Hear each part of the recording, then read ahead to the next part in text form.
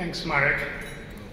Good evening, ladies and gentlemen, distinguished guests. It's always a pleasure to be in Prague, but it's a privilege to take part in a very special celebration tonight. So thank you to the Czech CFA Society. Just as I was listening to last year's predictions and the outcomes, I was just reminded of something that my first boss told me 25 years ago when I was a trainee fund manager. He said, Nitin, whatever you do, don't forecast, especially if it's about the future. He pointed out that the great JP Morgan was once asked what he thought the markets would do. Would they go up? Would they go down? And the great man thought, he was pensive for a while, and then he said, I think they'll fluctuate. But of course, not everyone believes that you need to forecast to invest successfully. And there's a story that runs like this. The great Rothschild was on his deathbed when his nephew came to visit him. And the nephew said, Uncle, you've built up fabulous wealth in a single lifetime. How did you do it? And the old man says, well, it was easy. I just made people happy. And the nephew says, what do you mean you just made people happy? And the old man, with his last gasp, says, well, when people really, really wanted to buy, I sold to them. And when they really, really wanted to sell, I bought from them. I just made them happy. So an early proponent of behavioral finance. Okay, let me turn to my remarks. Unlike the previous speakers, I'm going to actually look backwards. And perhaps it's appropriate to reminisce when you're at a very important milestone anniversary. So just allow me to reflect on some of the history for CFA Institute and for the Czech CFA Society as well. You know already that CFA Institute is a global association of finance and investment practitioners, that our mission is to lead the global investment profession in ethics, education, and professional excellence. While CFA Institute was established some 60 years ago, it all started way back in the 1940s, soon after the Second World War, when the idea of an educational program came to that patron saint of investment, Benjamin Graham. Graham proposed a rating system that he felt would serve analysts well. He reckoned that a rating would mark out the excellent analyst, that it might get him a better job and perhaps higher pay. The analyst may also be more likely to develop a professional attitude towards his work and perhaps take a keener interest in advancing the standards of his calling. Well, the CFA Charter has become that rating. The Financial Times a few years ago said that becoming a charter holder is a passport for excellence and international mobility. And The Economist added that whereas there are tens of thousands of degrees in finance, ranging from the excellent to the worthless, there's only one CFA. So those three letters have earned a very high value indeed. But it wasn't always like this. Those early years were characterized by a struggle to establish a profession, as well as societies, where the new professionals could meet. At the time, there were many trade associations, but very few professional societies. And as you know, a trade or industry association is an organization of individuals or businesses that are all separately engaged in a particular activity. And the association is formed with one main objective, and that's usually to promote the commercial interests of its members. By contrast, a professional society is a collection of individuals who seek an exchange of ideas and discussion of common interests and expansion of knowledge. And this is our main mission. It's always been to build the investment profession so that it's more than just a trade. Remember that society at large demands much more from a profession than it does from a trade or a craftsman. In return for status, prestige, and autonomy, a profession extends a warranty, a public warranty, that it has established some conditions of entry, some standards of fair practice, disciplinary procedures, and continuing education opportunities for its members. And this is what CFA Institute and the Czech CFA Society sets out to do. So during the first couple of decades of its organization, CFA Institute launched the CFA program and laid the ethical foundations, which became the hallmark of our organization. At the same time, many new societies were formed, and the establishment of the Czech CFA Society is just one example. The result was a very fast growth in terms of charter holders around the world. And for those of you here who are CFA charter holders, let me just tell you that I have a great deal of respect. You gave 3, perhaps more years of your lives to mastering some 9,000 pages of material with over 900 hours of study. You set at least 18 hours of examination questions as well, and that's quite a commitment. It's never been easy to get the charter. In recent years, only 1 in 5 people who start the CFA program actually end up with the charter. So that piece of paper, the charter, conveys much.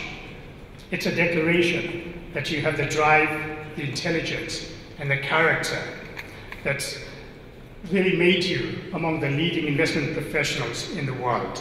And by accepting the charter, you also made a further commitment, a commitment to the very highest standard of excellence in the investment profession, a commitment to integrity and education, and a commitment to fair market and fair treatment of clients, always.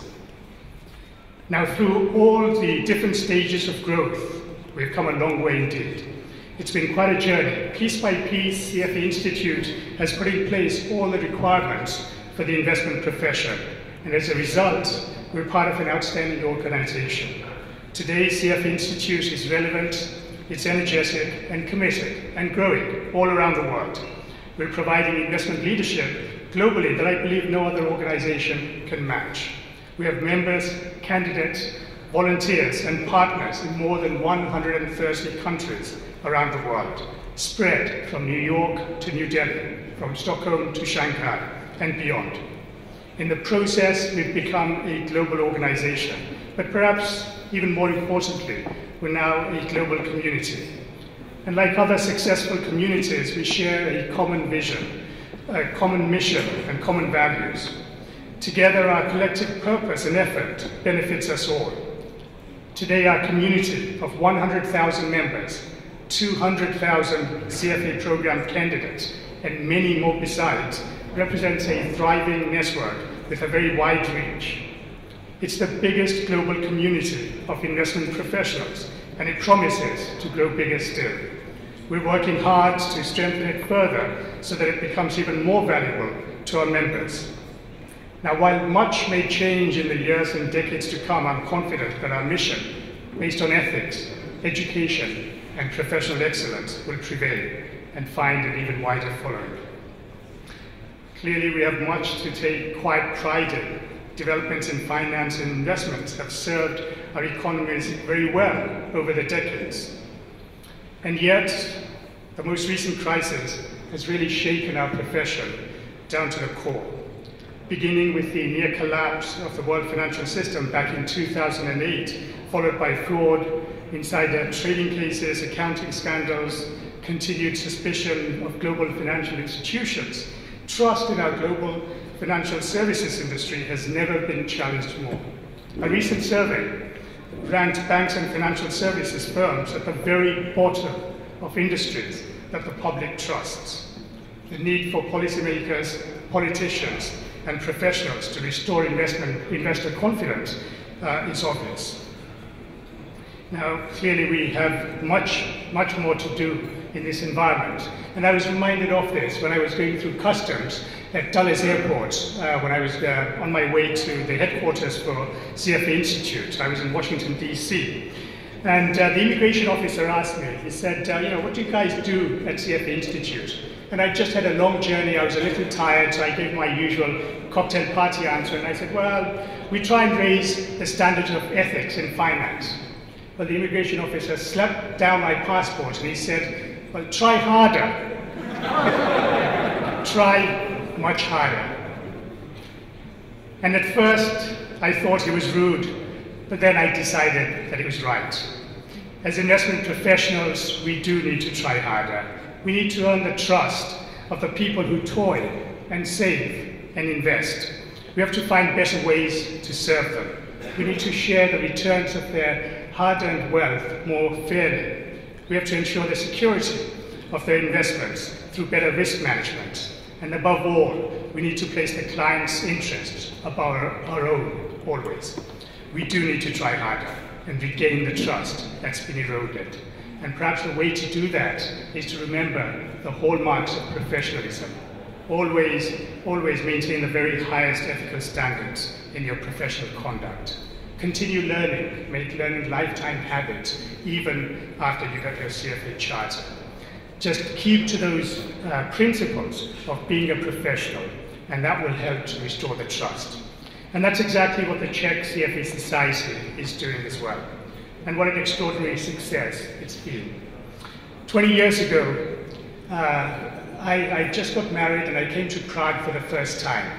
At that time, there was one candidate in the Czech Republic for the CFA program, and there were no members.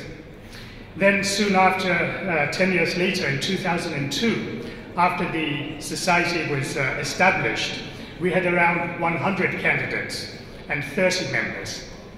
10 years later still, today, we have 300 candidates annually and well over 100 members, and that's quite an achievement.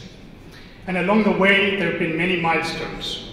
Just months after the society was established, the very first forecasting dinner was held.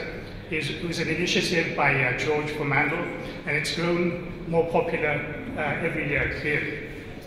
However, the recent financial crisis did cast a shadow on the society's success. In a market turmoil, sponsorship dried up, and suddenly the society faced an existential crisis. But ever resilient, the Czech CFA Society leaders launched a program to recruit new sponsors and to raise their ambition even further. They succeeded, and in doing so, they won a special award from CFA Institute that year as well. So, reinvigorated with new sponsors, the Society expanded its events program. In addition to the forecasting dinner, they now organize a charter award ceremony to congratulate new charter holders. They also arrange an annual research challenge, as we heard from Marek earlier, where university students work with industry practitioners as coaches in analyzing the company's business and its securities as part of a global competition. The winner from the Czech competition goes on to London for the regional playoff, and the winner from there goes on to New York this year for the global final. The Society also organizes opportunities for continuing education for its members. Just last week, and perhaps appropriately on Valentine's Day, we had Jim Valentine speaking at the Czech Banking Association on equity research. And there are also several networking events which the Society organizes. A mixer event, usually held in September, October, together with the accounting professionals as well. In fact, the demand for events has risen so much during the last few years that the Society recently appointed its first executive director, Petra Roberts, a long-time volunteer, but now the Society's hired manager as well. Given the growing numbers of members in the local market, the Society is very well positioned to serve them well. And this is how it's always been. Back in 1947, CFA Institute was the product of 4 financial analyst societies. Its lifeblood was provided by a band of public-spirited, professionally minded volunteers. Well, some things don't change. CFA Institute is still sustained by its societies, like the Czech CFA Society, and supported by its many volunteers. Without them, CFA Institute would be much diminished as an organization. So let me ask the board of the Czech CFA Society to come and join me here so we can properly all acknowledge their dedication and contribution. So please join me. No enterprise can really succeed without its visionary founders and its committed workers. So I'd like to thank you for your leadership and congratulate you on guiding the Society to its 10th anniversary and such success. Thank you.